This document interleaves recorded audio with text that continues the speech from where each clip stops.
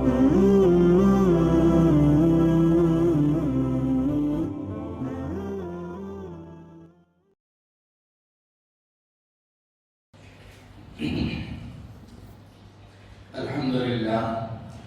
لله نحمده ونستعينه ونستغفره ونؤمن به ونتوكل عليه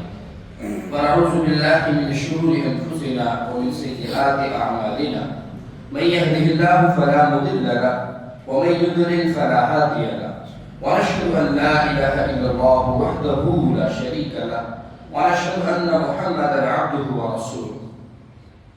قال الله تبارك وتعالى في القرآن المجيد: يا أيها الذين آمنوا اتقوا الله وذروا ما بقي من الربا إن كنتم مؤمنين. وقال تعالى في آية أخرى: يا أيها الذين آمنوا اتقوا الله وقولوا قولا سديدا.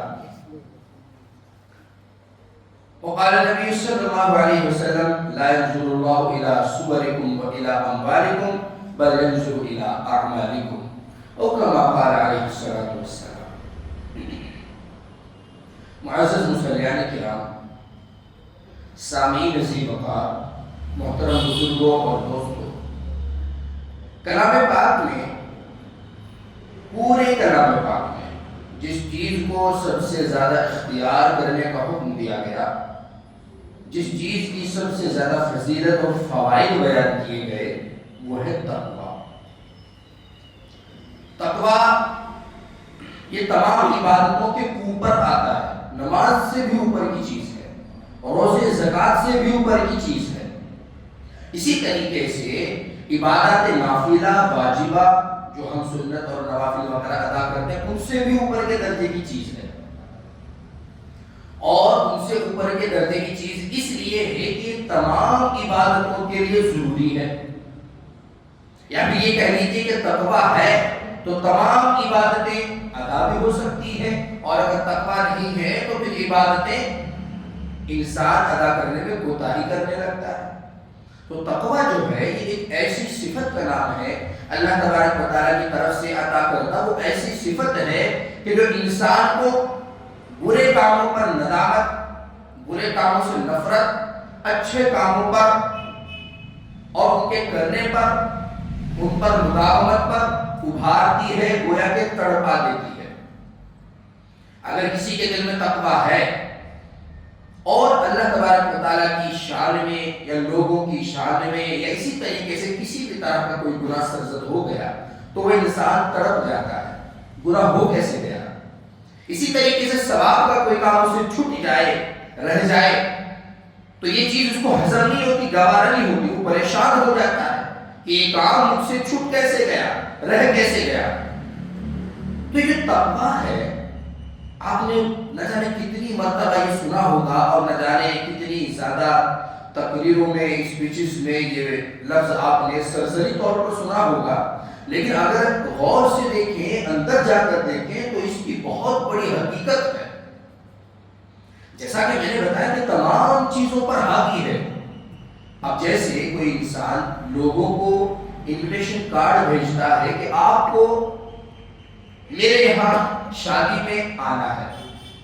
اب تمام لوگ خوش ہو گئے کہ بھائی اچھی بات ہے، ضرور جائیں گے، لیکن پہلے کارڈ پر ایڈریس تو لکھا ہوا ہو کہ جانا کدھر ہے۔ بغیر ایڈریس کے کہاں پہنچیں گے لوگ؟ گھر پر جانا ہے یا اسی طریقے سے کسی پیلس میں جانا ہے یا شادی محل میں جانا ہے، کہاں پہ جانا ہے۔ یہ اسی طرح تقوی کے بغیر عبادتیں کہ اگر تقوی نہیں ہے، پہلی بات تو اگر تقوی نہیں تو عبادت انسان ادا ہی نہیں کرے گا، اور اگر مجبوری میں کسی کے کہنے سننے سے یا کسی کی شرم و حیا میں وہ عبادت کرنے پر آمادہ ہو بھی گیا، لیکن چونکہ تقوی دل میں نہیں ہے تو عبادات میں نہ اس کا من لگے گا، نہ عبادات کو اچھے طریقے سے ادا کرے گا، اور نہ ہی عبادات کرنے میں اس کو مزہ آئے گا۔ تو تقوی کے جب ہم ڈکشنری میں اور لغت میں معنی تلاش کرتے ہیں تو اس کے معنی آتے ہیں نفس کو کسی بھی ناگوار چیز سے بچانا، اپنے آپ کو، اپنی ذات کو، اسی کو بولتے ہیں نفس۔ تو نفس کو، اپنے آپ کو کسی بھی ناگوار چیز سے بچانا، وہ ہے اپنی حفاظت کرنا۔ تو جیسے انسان اپنی حفاظت کرتا ہے نقصان دہ چیزوں سے، اسی طرح جب انسان کے اندر تقویٰ ہوتا ہے تو تو وہ اپنی جان کی، اپنے نفس کی حفاظت کرتا ہے حسد سے، غیبت سے، چغلی سے، اسی طریقے سے ان گناہوں سے جن سے اللہ تبارک و تعالیٰ نے منع کیا ہے، جن سے اللہ تبارک و تعالیٰ ناراض ہوتے ہیں. اور اسی طریقے سے اصطلاح میں، احادیث وغیرہ کی زبان میں، فقہ کی زبان میں، تصوف کی زبان میں جو اس کی تعریف کی جاتی ہے وہ یہ ہے کہ تمام اوامر کو بجا لانا. اوامر ان کو کہتے ہیں کہ جن کے کرنے کا اللہ تبارک و تعالیٰ نے حکم دیا. تمام اوامر کو بجا لانا اور تمام منہی عن چیزوں سے باز رہنا. منہی عن چیزیں وہ چیزیں جن سے اللہ تبارک و تعالیٰ نے روکا ہے، منع کیا ہے. تو تمام اوامر کو بجا لانا یعنی کہ کر ڈالنا اور تمام منہی عن چیزوں سے باز رہنا، اس کا نام تقویٰ ہے. اسی طریقے سے آپ یہ بھی کہہ سکتے ہیں کہ وہ دل کی اس کیفیت کا نام ہے جو انسان کو برے کام سے روکتی ہے اور نیکی کے کام کو ابھارتی ہے. تو بس یہ تقویٰ ہے. اب کیا اس کے فوائد ہیں، یہ کیسے حاصل ہوگا، یہ باتیں کلام پاک سے، اس کی آیتوں سے، احادیث سے، اس کی تشریحات سے ہم سمجھنے کی کوشش کریں گے. تو بہرحال یہ تقویٰ جو ہے ایک ایسی صفت ہے کہ اللہ تبارک و تعالیٰ اپنے مخصوص بندوں کو عطا فرماتے ہیں. اور جب انسان کے اندر تقویٰ اعلیٰ درجے کا ہو جاتا ہے تو پھر اس کا چال چلن، بات کرنے کا انداز، اس کے چلنے کا انداز، اسی طریقے سے اس کے وعدے، وعیدیں، اس کا غصہ ہونا، اس کا خوش ہونا، یہ تمام کا تمام شریعت کے تابع ہو جاتا ہے. گویا کہ وہ انسان مکمل طور پر اپنے آپ کو شریعت کا پابند بنا لیتا ہے اور شریعت کا غلام بنا لیتا ہے. کلام پاک میں اللہ تبارک و تعالیٰ نے جہاں جہاں پر بھی تقویٰ اختیار کرنے کا حکم دیا ہے، بہت سارے مقامات پر حکم دیا ہے، تو کہیں کہیں پر اس کی مصلحتیں بھی بیان کی ہیں اور کہیں کہیں پر یہ بھی بیان کیا ہے کہ تقویٰ کن لوگوں کے اندر ہوتا ہے. تقویٰ اگر پیدا کرنا ہے تو کیا چیز چھوڑنی ہے. کلام پاک کی سب سے پہلی آیت جو سورہ بقرہ میں موجود ہے اور دراصل وہ سود کے بیان کو شامل ہوتے ہوئے ضمن اللہ تبارک و تعالیٰ نے آخر میں چل کر بیان فرمایا، یا ایھا الذین آمنوا اتقوا اللہ، اے ایمان والو تقویٰ اختیار کرو، اللہ سے ڈرو. تو اللہ تبارک و تعالیٰ سے کیسے ڈرا جائے گا، تقویٰ اختیار کیسے کیا جائے گا، اس آیت میں اگلا جو اس بات پر دلالت کرتا ہے وَذَرُوا مَا بَقِيَ مِنَ الرِّبَا إِن كُنتُم مُؤْمِنِينَ، کہ اگر تمہارا کاروباری سسٹم سود کے اوپر ٹکا ہوا ہے سب سے پہلے اس کو چھوڑ دو. اگر تم نے کسی کو پیسہ دے رکھا ہے، بڑھا چڑھا کر اس سے لے رہے ہو، جو لے لیا سو لے لیا، آگے کے لیے ہمیشہ کے لیے بند کر دو. ان کنتم مؤمنین، اگر تم مومن ہو. اب یہاں پر دو تین چیزیں سمجھنے کی ہیں. پہلی بات تو یہ ہے کہ تقویٰ حلال کی کمائی سے پیدا ہو سکتا ہے. اگر کمائی میں کسی بھی طرح کا کوئی شائبہ ہے، شک ہے یا مشتبہ اور مبہم چیزوں کا حصول ہماری آمدنی میں ہوتا ہے اور ہم جو ہے وہ بے فکر ہو کر کھاتے ہیں تو تقویٰ حاصل نہیں ہو سکتا. وَذَرُوا مَا بَقِيَ مِنَ الرِّبَا، اور دوسری بات اگر کوئی شخص جانتے بوجھتے بھی اس کام میں مشغول رہا، اس کا تفصیل اور مکمل بیان تو ایک مرتبہ ہو چکا ہے، یہاں پر تقوی کے ضمن میں یہ بات آئی ہے، اس لیے بیان کرنا ضروری ہے. اور اگر جانتے بوجھتے کوئی شخص اس کام میں مشغول رہا تو اس کا مطلب یہ ہے کہ وہ مومن نہیں ہے جو اللہ تبارک و تعالیٰ چاہتے ہیں. ان کنتم مؤمنین، اگر کوئی شخص مومن ہے تو سود کے قریب بھی نہیں جائے گا. اگر اس کو پتا چلے گا کہ اس کاروبار میں تو سود ہے تو خواہ کتنا ہی زیادہ اس نے اس کاروبار میں انویسٹ کر رکھا ہو، فوراً اپنی اصل رقم نکال کر اس سے برات کا اظہار کرے گا، فوراً اس بات کو چھوڑے گا. تو اس لیے اللہ تبارک و تعالیٰ نے سب سے پہلے سورہ بقرہ میں یہ حکم دیا اور تقوی والوں کی خاصیت بیان کی اور تقوی کیسے حاصل ہو سکتا ہے اس کا بھی طریقہ بتلا دیا. اور اگر جان بوجھ کر کوئی تقوی کے خلاف کام کرتا ہے تو وہ پکا مومن نہیں ہے، یہ بھی بتلا دیا. ایک ہی آیت میں گویا کہ ایک تیر سے تین نشانے لگ گئے. یا ایھا الذین آمنوا اتقوا اللہ وذروا ما بقی من الربا ان کنتم مؤمنین. اسی طریقے سے دوسری آیت سورہ آل عمران میں یا ایھا الذین آمنوا اتقوا اللہ حق تقاته ولا تموتن الا وانتم مسلمون، کہ اے ایمان والو اللہ تبارک و تعالیٰ سے ایسے ڈرو جیسے ڈرنے کا حق ہے. حق تقاتی ولا تموتن، اور ہرگز نہ مرنا مگر اس حال میں کہ تم مسلمان ہو، وَلَا تَمُوتُنَّ إِلَّا وَأَنْتُمْ مُسْلِمُونَ۔ اب اس آیت کا کیا مطلب ہے؟ یہاں پر اللہ تبارک و تعالیٰ نے تقوی اختیار کرنے کا حکم دیا اور ساتھ ساتھ یہ بھی ارشاد فرمایا حق تقاتی، ایسے تقوی اختیار کرنا ہے جیسے کرنا چاہیے، ایسے نہیں کہ 10 آدمیوں کی مجلس میں تو استغفر اللہ استغفر اللہ، اور جب تنہائی میں ہو تو ہر ایک چیز کے سبحان اللہ لا الہ الا اللہ الحمدللہ، ایسے نہیں، بلکہ اگر آپ لوگوں کے درمیان متقی ہیں تو آپ تنہائی میں بھی متقی ہیں، آپ لوگوں کے درمیان کوئی گناہ نہیں کرتے تو تنہائی میں بھی نہیں کرنی چاہیے، اسی طریقے سے آپ لوگوں کے مجمع میں گالی نہیں دیتے تو تنہائی میں بھی گالی دینے میں آپ کی زبان کام جانی چاہیے، اسی طریقے سے مجمع عام میں آپ اگر کسی کام کو نامناسب سمجھتے ہیں تو تنہائی میں بھی اس کو آپ نامناسب سمجھیں، جیسا کہ کلام پاک میں اللہ تبارک و تعالی نے ارشاد فرمایا یا ایھا الذین آمنوا لم تقولون ما لا تفعلون، اے ایمان والو وہ بات کیوں کہتے ہو جو تم خود نہیں کرتے؟ تو گویا کہ اگر کوئی انسان ایسی باتیں کہتا ہے یا ایسا شو کراتا ہے دوسروں کو کہ میرے اندر یہ صفت ہے اور تنہائی میں اس کے خلاف کرتا ہے،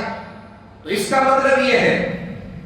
کہ صرف اور صرف وہ بات اس کی زبان پر ہے، دل میں نہیں ہے، جیسا کہ میں ابھی بیان کرنے لگوں کہ یہ کام غلط ہے، اس طرح کی دعوتیں ناجائز ہیں، اس طرح کے جو ہے یہ پروگرام ناجائز ہیں اور خود ان میں شریک ہونے لگوں، تو آپ لوگوں کہیں گے کہ یہ کیا بات ہوئی، ابھی کل تو بیان ہوا کہ یہ چیز جائز نہیں اور آج آپ خود اس میں مشغول ہیں۔ تو اسی لیے اللہ تبارک و تعالیٰ نے یہاں پر ارشاد فرمایا کہ ڈرنا ایسے ہے جیسے ڈرنے کا حق ہے، تقویٰ تو اختیار کرنا ہے لیکن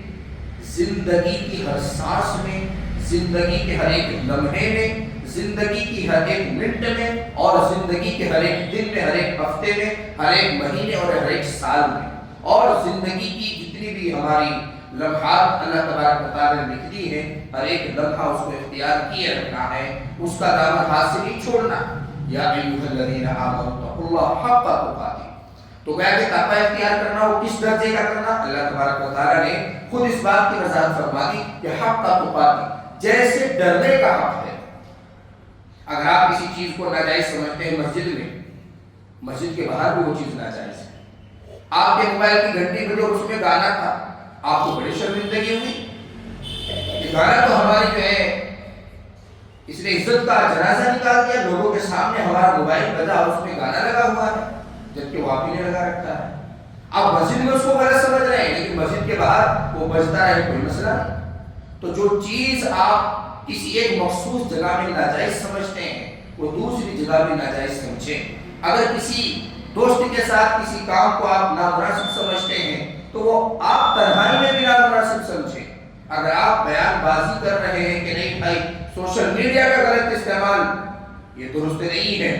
اور تنہائی میں جا کر آپ خود سوشل میڈیا کا غلط استعمال کر رہے ہو، ناجائز اور فحش تصاویریں دیکھتے ہو، اسی طریقے سے ایسے کام کرتے ہو کہ اگر کسی کو آپ کی ہسٹری پھنس جائے، غلطی سے مل جائے تو آپ منہ دکھانے کے قابل نہ بچیں، اس کو کہتے ہیں یا ایھا الذین آمنوا اتقوا اللہ حق تقاته، اللہ سے ڈرنا ہے، تقوی اختیار کرنا ہے، لیکن وہ تقوی جو اللہ تبارک و تعالیٰ کی طرف سے مطلوب ہے، اللہ سے ایسے ڈرنا ہے جیسے ڈرنے کا حق ہے، اور صاف ستھری وارننگ بھی اس آیت میں موجود ہے حق تقاته ولا تموتن الا وانتم مسلمون،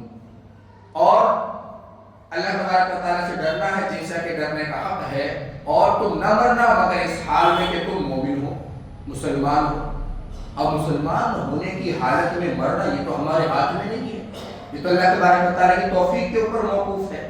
اللہ کی ذات سے تو یہی امید ہے کہ اللہ تبارک و تعالیٰ کو ہم جو ہے واحد مانتے ہیں، قہار مانتے ہیں، غفار مانتے ہیں، رحمان مانتے ہیں، ستار مانتے ہیں، تو ان تمام صفات کا تقاضا یہ ہے کہ اللہ تبارک و تعالیٰ ہماری موت کے وقت بھی ہم پر رحم فرمائے، لیکن اس کے کچھ اعمال ہیں، وہاں پر کچھ کرنے کے زندگی میں کام ہے جو وہاں کام آئیں گے، اور وہ یہ کہ انسان پوری زندگی تقویٰ اور طہارت کے ساتھ گزارے۔ تو بہرحال پچھلی آیت میں یہ تھا کہ اگر تقویٰ اختیار نہیں کرتے تو کامل مومن نہیں، اور یہاں پر یہ حکم ہے کہ اگر ایسا تقویٰ اختیار نہیں کرتے جیسے کرنا چاہیے تو پھر آخرت کا گویا کہ انجام اور آخری انجام اس کے بارے میں سوال کھڑے ہو جائیں گے۔ مطلب یہ اتنی بڑی وارننگ ہے اور اتنا بھاری جملہ ہے کہ اگر اس پہ غور کریں تو انسان جو ہے وہ کانپ جائے گا. اگر تقویٰ ایسے اختیار نہیں کیا گیا جیسا کہ کرنا چاہیے، وَلَا تَمُوتُنَّ إِلَّا وَأَنْتُمْ مُسْلِمُونَ، اور مسلمان ہو کر ہی مرنا. مطلب یہ کہ اگر تقویٰ اختیار نہیں کریں گے تو کامل مسلمان نہیں، اور جب کامل مسلمان ہو کر کوئی نہیں مرے گا تو اللہ تبارک و تعالیٰ کی رضا کہاں سے شامل ہوگی. اسی طریقے سے ہم اور آگے چلتے ہیں. تیسری آیت ہمیں کلام پاک میں ملتی ہے جس میں اللہ تبارک و تعالیٰ نے ارشاد فرمایا یا ایھا الذین آمنوا اتقوا اللہ وابتغوا الیہ الوسیلہ، اے ایمان والو اللہ سے ڈرو اور اس کی طرف وسیلہ پکڑو، وسیلہ اختیار کرو، راہ نکالو خدا تک پہنچنے کے لیے. اب یہ کوئی شخص کیسے نکال سکتا ہے، کیسے وسیلہ پکڑا جا سکتا ہے اللہ تبارک و تعالیٰ کی طرف اور اللہ تبارک و تعالیٰ کے قریب کیسے ہوا جا سکتا ہے؟ وَجَاهِدُوا فِي سَبِيلِهِ لَعَلَّكُمْ تُفْلِحُونَ، اس کے راستے میں جہاد کریں، محنت کریں، کوشش کریں، اپنے نفس کو ماریں، اپنے نفس پر کنٹرول کریں، خواہشات کو دفن کریں، ان کے گلے پر قدم رکھیں اور اپنے نفس کو مار کر شریعت کی رسی کو مضبوطی سے پکڑیں، تب حاصل ہوگا وہ تقویٰ جو اللہ تبارک و تعالیٰ چاہتے ہیں. وَابْتَغُوا إِلَيْهِ الْوَسِيلَةَ، اور وسیلہ اسی کی طرف پکڑو، ہر معاملے میں اسی کی طرف رجوع کرو. یعنی کہ اسٹینڈرڈ یہ ہونا چاہیے کہ جب گناہ کا تصور آئے تو ہمارے دماغ میں یہ آیت چلے ان اللہ بصیر، اللہ تبارک و تعالیٰ دیکھ رہے ہیں. ہم ناجائز کسی کی چغلیاں سن رہے ہیں، گانے ناجائز طریقے پر سن رہے ہیں، اسی طریقے سے میوزک میں ہمارا جو وہ من لگنے لگا ہے تو ہمارے دماغ میں فوراً یہ خیال آئے ان اللہ سمیع ہے، اللہ تبارک و تعالیٰ بھی سننے والے ہیں. آج اگر میں سن رہا ہوں تو اللہ تبارک و تعالیٰ تو مجھ سے کہیں گنا زیادہ سننے والے ہیں، جاننے والے ہیں، تو میرا کیا حشر ہوگا. چھپ کر کوئی گناہ کرنے والے تو فوراً یہ خیال آئے کہ اللہ علیم، اللہ تبارک و تعالیٰ تو دلوں کے بھید کو جاننے والے ہیں، تو میری کیسے بخشش ہوگی اور میرا کیسے کام چلے گا اللہ تبارک و تعالیٰ کے سامنے میری پیشی جب ہوگی. یہ تمام تصورات جب دل میں آئے تو تب وہ تقویٰ حاصل ہوتا ہے جو اللہ تبارک و تعالیٰ چاہتے ہیں. وَابْتَغُوا إِلَيْهِ الْوَسِيلَةَ، اور اسی کی طرف وسیلہ پکڑو، اسی کی طرف پہنچو، اپنے تمام معاملات کو اسی کی طرف موڑ دو. اللہ کی رضا شامل حال ہے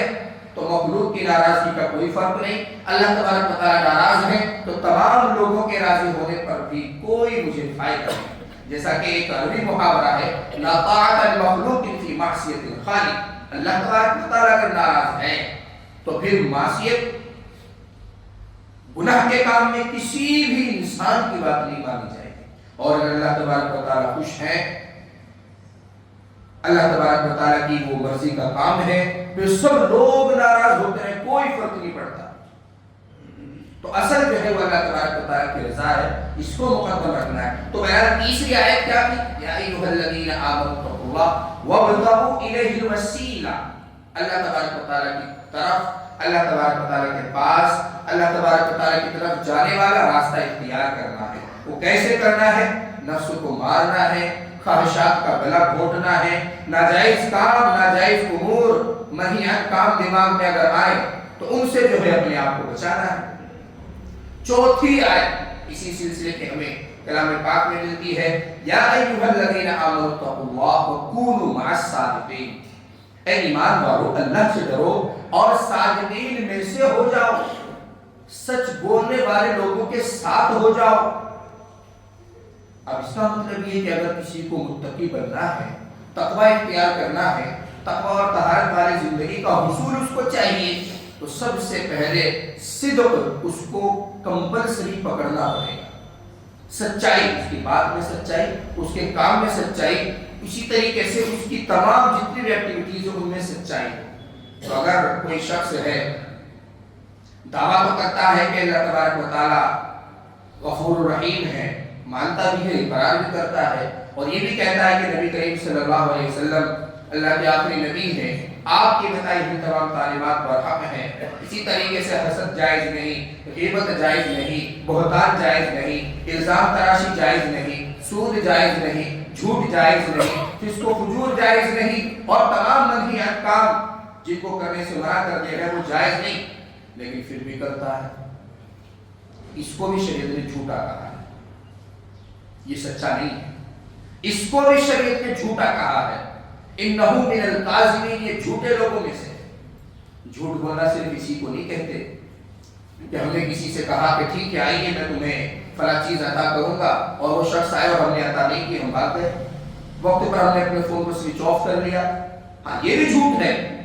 لیکن وہ بھی جھوٹ ہے جو بھی آپ کو بتلایا گیا کہ آپ کی زبان پر اور آپ کے اعتقاد میں کچھ اور ہے اور آپ کا عمل کچھ اور کہتا ہے.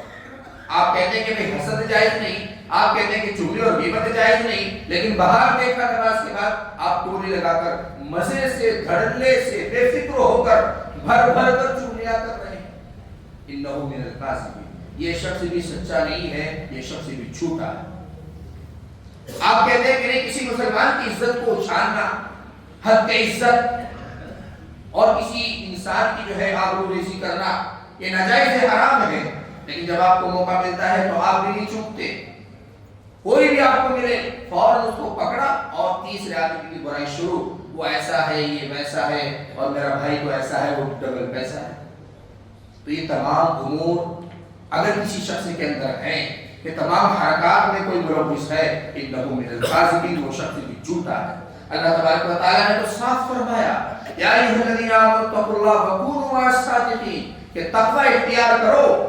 اور سچ بولنے والے لوگوں کے ساتھ ہو جاؤ. تو یہاں پر سچ بولنے کی دو تفسیر ہیں. ایک تو وہی سچ بولنا جو ہمارے نزدیک سمجھا جاتا ہے کہ ہاں بھائی فلاں انسان سچ بولتا ہے، اس نے ملنے کے لیے کہا تو فوراً آ گیا، اس نے کچھ دینے کا وعدہ کیا تو اس نے دیا، میں نے اس سے فلاں وعدہ کیا تو اس نے اس کو پورا کیا، یہ بھی سچائی ہے. لیکن ایک سچائی وہ ہے جو بھی آپ کے سامنے بتائی اور اسی طریقے سے آپ کے سامنے بیان کی گئی کہ کوئی شخص اقرار تو کسی اور چیز کا کرتا ہے، کام اس کے اگینسٹ کرتا ہے، تو یہ بھی گویا کہ شریعت کی نظر میں جھوٹا ہے، اور تھوڑا بہت جھوٹا نہیں، بہت جھوٹا ہے. وَقُولُوا مَعَ الصَّادِقِينَ. اسی طریقے سے اور آگے چلتے ہیں. 5 کی آیت اس سلسلے میں ہمیں ملتی ہے یا ایھا الذین آمنوا اتقوا اللہ وقولوا قولا سدیدا. ایمان والو اللہ تعالیٰ سے ڈرو اور درست بات کہو. اب درست بات کہنے کا یہاں پر حکم ہے اور درست بات کو تقوی سے جوڑا گیا ہے. اس کا مطلب یہ کہ اگر کسی انسان کے اندر درست بات کہنے کی عادت نہیں، وہ متقی نہیں بن سکتا، تقوی طہارت والی زندگی نہیں گزار سکتا. اب درست بات کہنے میں بہت ساری چیزیں آ سکتی ہیں. وہ درست بات یہ بھی ہو سکتی ہے کہ سچ بولے، سچ بات بھی درست ہوتی ہے، غلط بات تو درست نہیں ہوتی. اور ایک شکل اس میں یہ بھی داخل ہو سکتی ہے کہ انسان بات تو سچ کہتا ہے لیکن غلط طریقے سے کہتا ہے جو سامنے والے کو بری لگ جاتی ہے، تو گویا کہ وہ بھی درست بات نہیں ہے. ایسے انداز سے کہنا ہے کہ جو انداز مناسب ہو